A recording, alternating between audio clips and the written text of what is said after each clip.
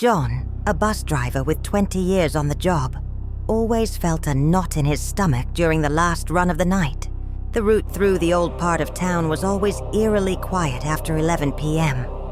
But it was when the clock ticked over to midnight that the real dread set in. It had been happening for a week.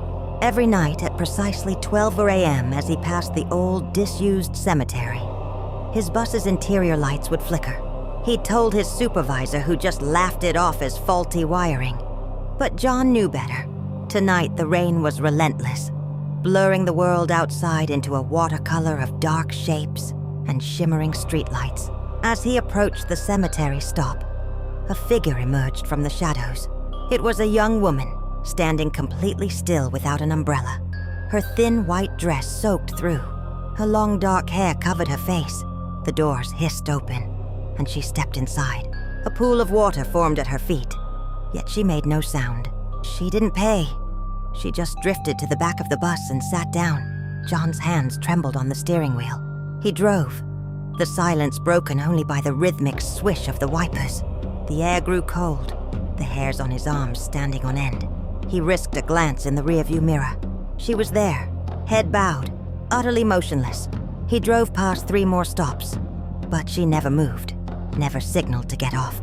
He decided to check on her. "Last stop coming up, miss," he called out, his voice shaky. No response. He looked in the mirror again. The seat was empty. Panic seized him. He slammed on the brakes, the bus groaning to a halt in the middle of the empty street. He unbuckled his seatbelt and walked the length of the aisle, his footsteps echoing in the cavernous silence. There was no one there. The puddle of water on the floor was gone. He slumped back into his driver's seat, his mind racing. Was he going crazy?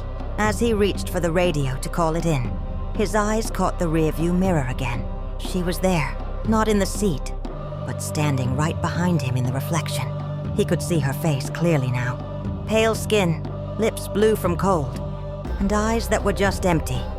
Dark voids. A silent scream was frozen on her face. John spun around in his seat, a real scream tearing from his own throat. There was nothing but the empty aisle behind him. The ghost in the mirror was gone. He knew then that every night, at midnight, she would be his passenger.